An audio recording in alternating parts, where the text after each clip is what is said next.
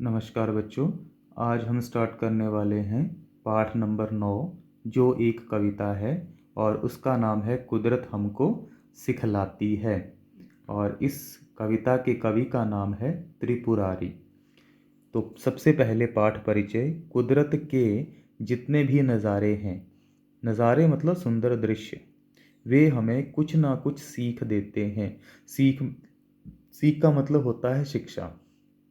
आवश्यकता है उन्हें ध्यान से देखने तथा उनके द्वारा दी गई सीख को जीवन में अपनाने की या जीवन में उतारने की। मतलब हमारे जीवन में आवश्यकता है ये जो नज़ारे हैं, पृथ्वी के जो नज़ारे हैं, प्रकृति के जो नज़ारे हैं, उनके द्वारा जो हमें सीख दी गई है, उस सीख को हमें अपने जीवन में उतारना है। तो सबसे पहले हम स्टार्ट करेंगे। पहला जो इसका पहरा है वह है, कुदरत हमको सिखलाती है आपस में मिलजुल कर रहना। नदियों के पानी को देखो कैसे ये बहता रहता है। बारिश धूप हवाएं सर्दी अपने तन मन पर सहता है। लेकिन पानी कभी ना रुकता और हमेशा ही कहता है। तो इन पंक्तियों में कवि कहता है कि नदियों के पानी को देखो, नदियों का जो पानी है उसको देखो, ये कैसे बहता रहता है, किस तरह से नदियों में बहता है। बारिश धूप हवाएं सर्दी अपने तन मन पर सहता है। बारिश को सहता है, जब बारिश होती है तो उसको भी सहता है। धूप को सहता है, हवाएं सहता है, सर्दी के मौसम को सहता है। तो उसके पश्चात भी यह रुकता नहीं है, हमेशा बहता रहता है। लेकिन पानी कभी ना रुकता, मतलब पानी जो है हमेशा बहता रहता है। इस प्रकार से ये जो पहला जो पहरा है यह कंप्लीट होता है। यहाँ पे दूसरा पहरा, अपना सागर जब पाना हो अपनी धुन में हर पल बहना। कुदरत हमको सिखलाती है आपस में मिलजुल कर रहना। तो बोलता है कि अपना सागर जब पाना हो, सागर मतलब लक्ष्य, जब हमने हमने अपना लक्ष्य प्राप्त करना हो तो हमें क्या करना चाहिए, अपनी धुन में हर पल बहना। तो हमें पानी की तरह क्या करना चाहिए, हमेशा अपनी धुन में मतलब अपनी लगन में हमेशा बहते रहना चाहिए।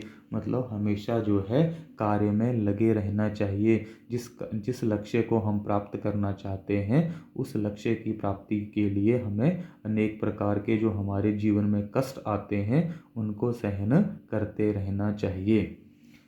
अगला पहरा है, बागों के फूलों को देखो 100 रंगों में ये खिलते हैं। ऐसा भाईचारा इनमें हंसकर ही हरदम मिलते हैं।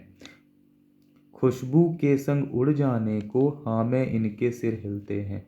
बोलता है बेटा, बागों के फूलों को देखो, बागों में जो फूल हैं उनमें 100 रंग हैं, ठीक है। 100 रंगों में ये खिलते हैं, मतलब अलग अलग तरह के रंगों में प्रतिदिन खिलते हैं। ऐसा भाईचारा इनमें हंसकर ही हरदम मिलते हैं। बोलता है इनमें ऐसा भाईचारा है। भाईचारा मतलब भाई का भाई के प्रति जो प्रेम होता है उसको बोलते हैं भाईचारा।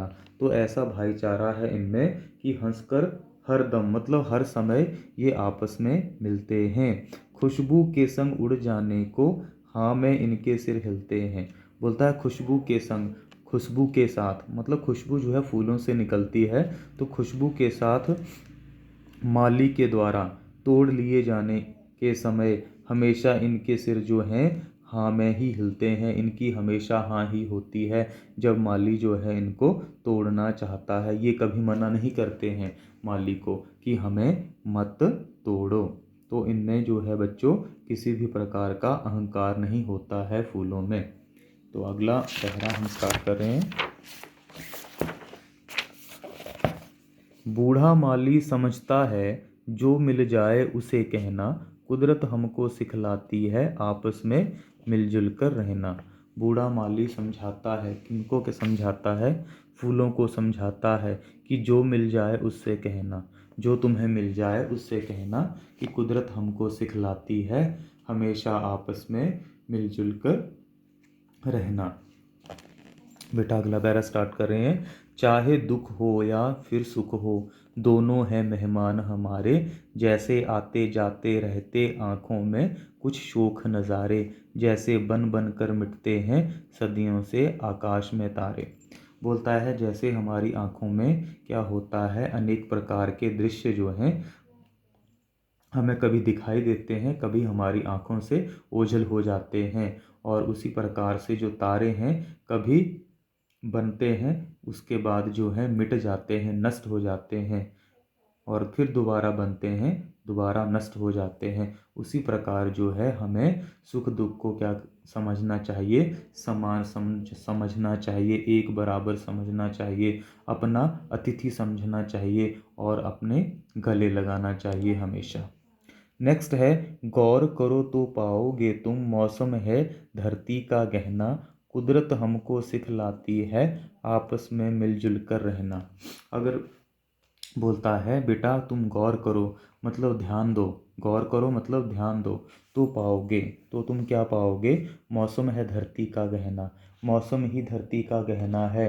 ठीक है, मौसम से ही क्या होता है, धरती जो है बहुत सुंदर लगती है। जो गहना होता है बेटा उससे क्या होता है, उससे इंसान जो है सुंदर दिखता है। उसी प्रकार जो धरती है उसका गहना क्या है, मौसम है। क्योंकि बेटा धरती पर क्या होता है, तीन प्रकार का मौसम होता है, सर्दी गर्मी और मानसून, जिसको बरसात बोलते हैं मानसून को।